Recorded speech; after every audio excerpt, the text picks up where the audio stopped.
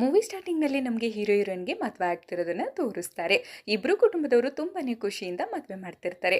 Hero ಹೆಸರು Sahadevan, heroine ಹೆಸರು ನಯನ. Next scene ಅಲ್ಲಿ ಮದುವೆ ಆದ 10 ದಿನಕ್ಕೇನೆ ಹೀರೋ ಸಹದೇವನ್ನ ಸ್ಟೇಷನ್ಗೆ ಕರ್ಸಿರ್ತಾರೆ. ಏನಕ್ಕಪ್ಪ ಅಂದ್ರೆ ನಯನ ಮನೆಯವರು ಸಹದೇವನ್ ಮೇಲೆ ನಮ್ಮ ಹುಡುಗಿಗೆ ವರದಕ್ಷಿಣೆ ಕಿರುಕುಳ ಕೊಡ್ತಿದ್ದ, ಹಾಗೆ ಕುಡ್ದು ಬಂದು ಹೊಡಿತಿದ್ದ ಅಂತ ಹೇಳಿ ಈತನ ಮೇಲೆ ಕಂಪ್ಲೇಂಟ್ ಕೊಟ್ಟಿರ್ತಾರೆ. ಈಗ ಇನ್ಸ್ಪೆಕ್ಟರ್ ಸಹದೇವನ್ನ ಈ ತರ ಎಲ್ಲ ಕಿರುಕುಳ ಕೊಡ್ತಿದ್ದ ಅಂತ ಕೇಳಿದಕ್ಕೆ ಸಹದೇವನ್ ಹೇಳ್ತಾನೆ, ಇಲ್ಲ ಸರ್, ನಾನು ಆ ತರ ಎಲ್ಲ ಏನೂ ಮಾಡಿಲ್ಲ ಅಂತ 10 ದಿನದ ಹಿಂದೆ ಏನೇನೆಲ್ಲ ನಡೀತು ಅನ್ನೋದನ್ನ ಹೇಳೋದಕ್ಕೆ ಶುರು ಮಾಡ್ತಾನೆ. ನಯನ ಅಪ್ಪ ಸಹದೇವನ್ಗೆ 100,000 ಚಿನ್ನನ ವರದಕ್ಷಿಣೆಯಾಗಿ ಕೊಟ್ಟು, ಇಷ್ಟು ಚಿನ್ನನ ವರದಕ್ಷಿಣೆಯಾಗಿ ಕೊಟ್ಟಿದೀವಿ ಅಂತ ಹೇಳಿ ಒಂದು ಪೇಪರ್ಗೆ ಸೈನ್ ಮಾಡಿಸ್ಕೊಂಡಿರ್ತಾರೆ. ಸಹದೇವನ್ ತುಂಬಾನೇ ಖುಷಿ ಪಟ್ಕೊಳ್ತಿರ್ತಾನೆ. ನಾವು ವರದಕ್ಷಿಣೆ ಕೇಳದೇ ಇದ್ರು ಕೂಡ ಇಷ್ಟೊಂದು ಒಡವಿನೆಲ್ಲ ಕೊಟ್ಟು ನನಗೆ ಮದ್ವೆ ಮಾಡ್ಕೊಡ್ತಾ ಇದ್ದಾರೆ ಅಂತ ಹೇಳಿ ತುಂಬಾನೇ ಪ್ರೌಡ್ ಫೀಲ್ ಮಾಡ್ಕೊಳ್ತಿರ್ತಾನೆ. ನೆಕ್ಸ್ಟ್ ಸೀನ್ ಅಲ್ಲಿ ಮದ್ವೆ ಎಲ್ಲ ಆಯ್ತು. ಫಸ್ಟ್ ನೈಟ್ ದಿನ ಕೂಡ ಬಂತು. ನಯನ ಹಾಲ್ ತಗೊಂಡು ರೂಮ್ಗೆ ಬರ್ತಾಳೆ. ಬಂದು ಸಹದೇವನ್ ಕೈಗೆ ಹಾಲಿನ ಲೋಟನ ಇಡಿಸಿ, ನಂಗೆ ಟಯರ್ಡ್ ಆಗಿದೆ, ನಾನು ಮಲ್ಕೊಳ್ತೀನಿ ಅಂತ ಹೇಳಿ ಹೋಗಿ ಮಲ್ಕೋಬಿಡ್ತಾಳೆ. ಆ ದಿನ ಏನು ನಡೆಯಲ್ಲ. ನೆಕ್ಸ್ಟ್ ಡೇ ಸಹದೇವನ್ಗೆ ಅಂತಾಕ್ಷರಿ ಆಡೋಣ ಅಂತ ಹೇಳಿ ಅಂತಾಕ್ಷರಿ ಆಡಿಸಿ ನಿದ್ದೆ ಬರೋ ಹಾಗೆ ಮಾಡಿ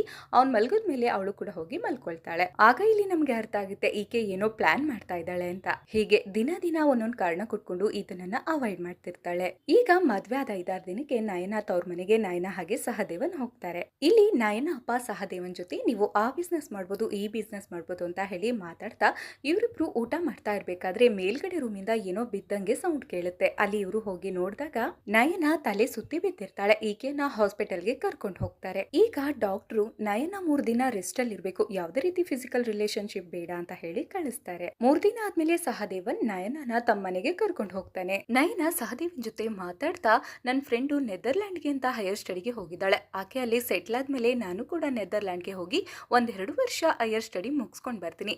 ಇದಕ್ಕೆಲ್ಲ ಸುಮಾರು 15 ಲಕ್ಷ ಬೇಕಾಗ್ಬೋದು. ನಿಮ್ಗೆ ವರದಕ್ಷಿಣೆಯಾಗಿ ಚಿನ್ನ ಕೊಟ್ಟಿದೀವಲ್ಲ, ಅದನ್ನ ನನಗೆ ಕೊಡಿ, ಅದನ್ನ ಯೂಸ್ ಮಾಡ್ಕೊಂಡು ನಾನು ಅಬ್ರಾಡ್ಗೆ ಹೋಗ್ತೀನಿ ಅಂತ ಹೇಳ್ತಾಳೆ. ಇದಕ್ಕೆ ಸಹದೇವನ್, ಅದೆಲ್ಲ ಏನು ಬೇಡ, ನೀನು ನನ್ ಜೊತೆ ಇರು ಅಂತ ಹೇಳಿ ಈಕೆಯನ್ನ ತಬ್ಕೊಳ್ಳೋದಕ್ಕೆ ಹೋಗ್ತಾನೆ. ಇವಳು ಈತನನ್ನ ದೂರ ತಳ್ಳಿ ನಿಮ್ಗೆ ಯಾವಾಗ್ಲೂ ಇದೆ ಅಂತ ಹೇಳಿ ತಾನೇ ಕನ್ನಡಿ ಹತ್ರ ಹೋಗಿ ಕನ್ನಡಿಗೆ ತನ್ನ ತಲೆನ ಹೊಡ್ಕೊಳ್ತಾಳೆ.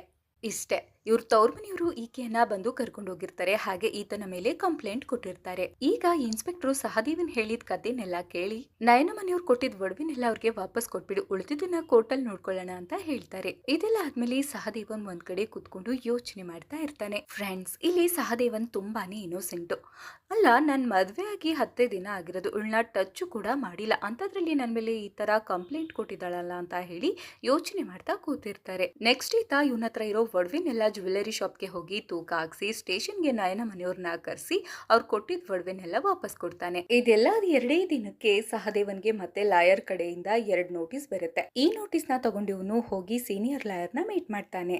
ಈಗ ಲಾಯರು ಸಹದೇವನ್ಗೆ ಹೇಳ್ತಾರೆ, ನಿನ್ನಿಂದ ಡಿವೋರ್ಸ್ ಕೇಳಿದಾಳೆ, ಹಾಗೆ ಜೀವನಾಂಶವಾಗಿ ತಿಂಗಳು 6,000 ಅವಳಿಗೆ ನೀವು ಕಳಿಸ್ಕೊಡ್ಬೇಕು. ಮಿಕ್ಕಿ ಡೀಟೇಲ್ಸ್ ನ ನಮ್ ಜೂನಿಯರ್ ಲಾಯರ್ ಹೇಳ್ತಾರೆ, ಅವ್ರಿಗೆ ಅಡ್ವಾನ್ಸ್ ಫೀಸ್ ಕಟ್ಟಿ ಹೋಗಿ ಅಂತ ಹೇಳ್ತಾರೆ. ಈಗ ಸಹದೇವನ್ ಅಡ್ವಾನ್ಸ್ ಫೀಸ್ ಕಟ್ಟಿ ಅಲ್ಲಿಂದ ಹೋಗ್ತಾನೆ. ನೆಕ್ಸ್ಟ್ ಸೀನ್ ಅಲ್ಲಿ ಇವರ ಕೇಸ್ ಕೋರ್ಟ್ಗೆ ಬರುತ್ತೆ. ಇಲ್ಲಿ ನಯನ ಮನೆಯವರು ನಯನ ಪರವಾಗಿ ವಾದ ಮಾಡೋದಕ್ಕೆ ಅಂತ ದೊಡ್ಡ ಸೀನಿಯರ್ ಲಾಯರ್ನೇ ಅಪಾಯಿಂಟ್ ಮಾಡಿರ್ತಾರೆ. ಇಲ್ಲಿ ಜಡ್ಜ್ ಸಾಹೇಬ್ರು ನಯನ ಮತ್ತೆ ಸಹದೇವನ ಮದ್ವೆ ಆಗಿ 10 ದಿನ ಆಗಿರೋದು ಅಂತ ಹೇಳಿ ಇವ್ರನ್ನ ಏನೂ ಪ್ರಶ್ನೆ ಕೇಳದೆ ಕೌನ್ಸೆಲಿಂಗ್ ಗೆ ಕಳಿಸ್ತಾರೆ. ನಯನ ಕೌನ್ಸೆಲಿಂಗ್ ಮಾಡೋರ್ಗೆ ಈತ ಕುಡ್ಕೊಂಡ್ ಬಂದು ನನ್ಗೆ ಹೊಡಿತಿದ್ದ, ಹಿಂಸೆ ಕೊಡ್ತಿದ್ದ, ವರದಕ್ಷಿಣೆ ಕಿರುಕುಳ ಕೊಡ್ತಿದ್ದ ಅಂತ ಇಲ್ಲಿ ಸಲ್ಲದನ್ನೆಲ್ಲ ಊಹೆ ಮಾಡ್ಕೊಂಡು ಹೇಳ್ತಿರ್ತಾಳೆ. ಇದಕ್ಕೆ ಈತ ಕೂಡ ನಾನು ಕುಡಿತೀನಿ ನಿಜ, ಆದ್ರೆ ಯಾವ್ದೇ ರೀತಿ ಹಿಂಸೆ ಕೊಟ್ಟಿಲ್ಲ ಅಂತ ಹೇಳ್ತಿರ್ತಾನೆ. ಕೌನ್ಸಿಲಿಂಗ್ ಮಾಡೋರ್ಗೆ ಈಕೆಯಲ್ಲಿ ಏನೋ ತಪ್ಪಿರ್ಬೋದು ಅಂತ ಹೇಳಿ ತಿಳ್ಕೊಂಡು ಇವತ್ತಿಗೆ ಇಷ್ಟು ಸಾಕು, ನೆಕ್ಸ್ಟ್ ಕೌನ್ಸಿಲಿಂಗ್ ಅಲ್ಲಿ ಉಳಿದಿದ್ ಮಾತಾಡೋಣ ಅಂತ ಹೇಳಿ ಅವ್ರನ್ನ ಕಳಿಸ್ತಾರೆ. ಈಗ ಇವರು ನೆಕ್ಸ್ಟ್ ಡೇ ಕೂಡ ಕೋರ್ಟ್ಗೆ ಬರ್ತಾರೆ. ಬಟ್ ಇಲ್ಲಿ ಏನಾಗಿದೆ ಅಂತಂದ್ರೆ ನಯನ ಕಡೆ ಲಾಯರ್ ಇವತ್ತು ಕೇಸ್ ಅಟೆಂಡ್ ಮಾಡೋದಕ್ಕೆ ಕೋರ್ಟ್ಗೆ ಬರಲ್ಲ, ರಜಾ ಹಾಕಿದ್ದಾರೆ ಅಂತ ತಿಳ್ಕೊಂಡು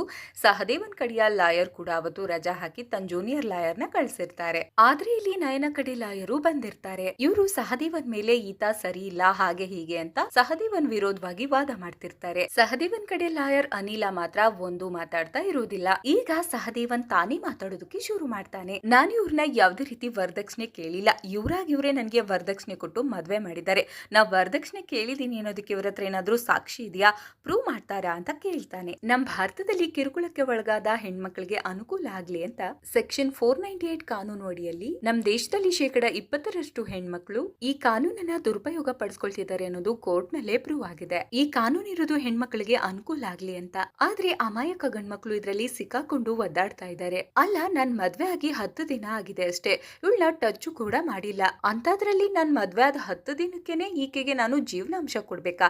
ಇದು ಯಾವ ಸೀಮೆ ನ್ಯಾಯ ಸ್ವಾಮಿ? ಹೀಗೆ ಸಹದೇವನ್ ತನ್ ಪರವಾಗಿ ತಾನೇ ವಾದ ಮಾಡ್ಕೊಳ್ತಾ ಹೋಗ್ತಾನೆ. ಈಗ ಜಡ್ಜ್ ಸಾಹೇಬ್ರು ಹೆಚ್ಚಿನ ತನಿಖೆಗೆ ಅಂತ ನೆಕ್ಸ್ಟ್ ಡೇಟ್ ಕೊಟ್ಟು ಇವ್ರನ್ನ ಮತ್ತೆ ಕೌನ್ಸೆಲಿಂಗ್ ಗೆ ಕಳಿಸ್ತಾರೆ. ಈಗ ನಯನ ಕೌನ್ಸೆಲಿಂಗ್ ಮುಗಿಸ್ಕೊಂಡ್ ಬರ್ತಾಳೆ. ಈತನನ್ನ ಕೌನ್ಸೆಲಿಂಗ್ ಗೆ ಕಳಿಸ್ತಾರೆ. ಕೌನ್ಸೆಲಿಂಗ್ ಮಾಡೋರು ಈತನಿಗೆ ಹೇಳ್ತಾರೆ, ಆಕೆಗೆ ಬೇರೆ ಹುಡುಗನ್ ಜೊತೆ ಅಫೇರ್ ಇರ್ಬೇಕು, ಅದಕ್ಕೆ ನಿಮ್ಮನ್ನ ಅವಾಯ್ಡ್ ಮಾಡ್ತಿದ್ದಾರೆ ಅಂತ ಹೇಳ್ತಾರೆ. ಅದಕ್ಕೆ ಈತ ಹೇಳ್ತಾನೆ, ಹೌದು ಇದ್ರೂ ಇರ್ಬೋದು, ನನ್ಗೆ ಇದ್ರ ಬಗ್ಗೆ ಆಲೋಚನೆನೇ ಇರ್ಲಿಲ್ಲ, ಇದ್ರ ಬಗ್ಗೆ ನಾನು ಕಂಡು ಹಿಡಿಲೇಬೇಕು ಅಂತ ಹೇಳಿ ಅಲ್ಲಿಂದ ಹೊರಡ್ತಾನೆ. ನೆಕ್ಸ್ಟ್ ಸಹದೇವನ್ ಸೀನಿಯರ್ ಲಾಯರ್ ಹತ್ರ ಬಂದು ವಾದ ಮಾಡಕ್ ಬರ್ದೇ ಇರೋ ಲಾಯರ್ನೆಲ್ಲ ಕಳಿಸ್ತಿರಲ್ಲ ಅಂತ ಹೇಳಿ ಅನಿಲನ ಬೈದು ಅಲ್ಲಿಂದ ಹೋಗ್ತಾನೆ. ಅನಿಲ ಅಳ್ತಿರ್ತಾಳೆ. ಇದೆಲ್ಲ ಆದ್ಮೇಲೆ ಅನಿಲ ಹಾಗೆ ಸಹದೇವನ್ ನಡುವೆ ಫ್ರೆಂಡ್ಶಿಪ್ ಶುರುವಾಗುತ್ತೆ. ನಂತರ ಅನಿಲ ಹಾಗೆ ಸಹದೇವನ್ ನಯನಾಗ್ ಯಾರಾದ್ರೂ ಬಾಯ್ ಫ್ರೆಂಡ್ ಇದಾರ, ಇದ್ರ ಬಗ್ಗೆ ಕಂಡಿಡಿಬೇಕು ಅಂತ ಅನ್ಕೊಂಡು ನಯನ ಓದ್ತಿದ್ ಕಾಲೇಜು, ಹಾಸ್ಟೆಲು ಹಾಗೆ ಅವ್ರ ಊರು ಎಲ್ಲಾ ಕಡೆ ವಿಚಾರಿಸ್ತಾರೆ. ಕಡೆಗೆ ನಯನ ಕ್ಲೋಸ್ ಫ್ರೆಂಡ್ ಸುಹಾನ ಅನ್ನೋರ್ ಮನೆಗೆ ಬರ್ತಾರೆ. ಇಲ್ಲಿ ಸುಹಾನ ತನ್ನ ಹಾಗೆ ನಯನಾಳ ಬಗ್ಗೆ ಸಹದೇವನ್ ಹಾಗೆ ಅನಿಲಾಗೆ ಹೇಳ್ತಾ ಹೋಗ್ತಾಳೆ. ನಮ್ಮಿಬ್ಬರಿಗೆ ಗಂಡ್ಮಕ್ಳು ಅಂದ್ರೆ ಆಗೋದಿಲ್ಲ, ನಾವಿಬ್ರು ಅಬ್ರಾಡ್ಗೆ ಹೋಗಿ ಸೆಟ್ಲ್ ಆಗ್ಬೇಕು ಅಂತ ಅನ್ಕೊಂಡಿದ್ವಿ, ಆದ್ರೆ ಇದಕ್ಕೆ ಸಾಕಷ್ಟು ದುಡ್ಡು ಬೇಕು, ಮನೇಲಿ ಕೇಳಿದ್ರೆ ಕೊಡುದಿಲ್ಲ, ಹಾಗಾಗಿ ಮನೆಯವರ ಸಮಾಧಾನಕ್ಕೋಸ್ಕರ ನಾವು ಒಂದ್ ಹುಡುಗನ ಮದ್ವೆ ಆಗಿ ಆತನಿಗೆ ವರದಕ್ಷಿಣೆ ಅಂತ ಚಿನ್ನ ಕೊಟ್ಟು ಆ ಚಿನ್ನನ ನಾವೇ ಮತ್ತೆ ವಾಪಸ್ ಇಸ್ಕೊಂಡು ಗಂಡನ ಮೇಲೆ ಇಲ್ಲ ಸಲ್ಲದ ಕಂಪ್ಲೇಂಟ್ ಕೊಟ್ಟು ಕೇಸ್ ನಲ್ಲಿ ಸಿಕ್ಕಾಕ್ಸಿ ನಾವಿಬ್ರು ಹೋಗಿ ಅಬ್ರಾಡ್ ನಲ್ಲಿ ಸೆಟ್ಲ್ ಆಗ್ಬೇಕು ಅಂತ ಅನ್ಕೊಂಡಿದ್ವಿ ಅಂತ ಸುಹಾನ ಎಲ್ಲವನ್ನೂ ಹೇಳ್ತಾಳೆ. ಈಗ ಸಹದೇವನ್ ಜಡ್ಜ್ ಸಾಹೇಬ್ರ ಹತ್ರ, ಇಷ್ಟೆಲ್ಲ ಆದ್ಮೇಲೆ ನನ್ಗೆ ಇವಳ ಜೊತೆ ಜೀವನ ಮಾಡೋದಕ್ಕೆ ಇಷ್ಟ ಇಲ್ಲ, ನಮ್ಗೆ ಮ್ಯೂಚುವಲ್ ಆಗಿ ಡಿವೋರ್ಸ್ ಕೊಟ್ಬಿಡಿ. ಈ ತರಹದ ಹೆಣ್ಮಕ್ಳಿಂದ ಎಷ್ಟು ಅಮಾಯಕ ಗಂಡ್ಮಕ್ಳಿಗೆ ತೊಂದರೆ ಆಗ್ತಿದೆ. ಈ ಕಾನೂನು ಇರೋದು ಹೆಣ್ಮಕ್ಳಿಗೆ ಅನುಕೂಲ ಆಗ್ಲಿ ಅಂತ, ಆದ್ರೆ ಇಲ್ಲಿ ನನ್ನಂತ ಅಮಾಯಕ ಗಂಡಸರಿಗೆ ಅನ್ಯಾಯ ಆಗ್ತಿದೆ. ಈ ತರ ಮುಂದೆ ಯಾವ್ದು ಆಗ್ಬಾರ್ದು ಅಂತ ಹೇಳ್ತಾನೆ. ಈಗ ಜಡ್ಜ್ ಸಾಹೇಬ್ರು ಕೂಡ ಹೆಣ್ಣೆ ಆಗ್ಲಿ ಗಂಡೆ ಆಗ್ಲಿ ಕಾನೂನನ್ನ ಯಾರು ದುರುಪಯೋಗ ಪಡಿಸ್ಕೋಬಿಡಿ ಅಂತ ಹೇಳಿ ನಯನಾಗೆ ವಾರ್ನಿಂಗ್ ಕೊಟ್ಟು ಇವ್ರನ್ನ ಅಲ್ಲಿಂದ ಕಳಿಸ್ತಾರೆ. ಈಗ ಸಹದೇವಂದು ಯಾವ್ದೇ ರೀತಿ ತಪ್ಪಿಲ್ಲ ಅಂತ ಪ್ರೂವ್ ಆಯ್ತು. ಕೊನೆಗೆ ಜೂನಿಯರ್ ಲಾಯರ್ ಅನಿಲನ ಮಾತಾಡ್ಸ್ಕೊಂಡು ನಗ್ನಗ್ತಾ ಅಲ್ಲಿಂದ ತನ್ನ ಮನೆಗೆ ಹೋಗ್ತಾನೆ. ಇಲ್ಲಿಗೆ ಈ ಮೂವಿ ಎಂಡ್ ಆಗುತ್ತೆ. ಫ್ರೆಂಡ್ಸ್, ಹೆಣ್ಣೆ ಆಗ್ಲಿ ಗಂಡೆ ಆಗ್ಲಿ ಕಾನೂನನ್ನ ಯಾರು ಕೂಡ ದುರುಪಯೋಗ ಪಡಿಸ್ಕೋಬಾರ್ದು ಅಂತ ಹೇಳ್ತಾ ನಾನ್ ನಿಮ್ಗೆ ಮುಂದಿನ ವಿಡಿಯೋದಲ್ಲಿ ಸಿಗ್ತೀನಿ. ಅಲ್ಲಿವರೆಗೂ ನೀವೇನ್ ಮಾಡ್ಬೇಕು, ವಿಡಿಯೋಗೊಂದು ಲೈಕ್ ಕೊಟ್ಟು ನಿಮ್ ಫ್ರೆಂಡ್ಸ್ಗೆಲ್ಲ ವಿಡಿಯೋನ ಶೇರ್ ಮಾಡಿ. ಹಾಗೆ ಚಾನಲ್ಗೆ ಹೊಸಬ್ರಾಗಿದ್ರೆ ಸಬ್ಸ್ಕ್ರೈಬ್ ಮಾಡ್ಕೊಳ್ಳಿ.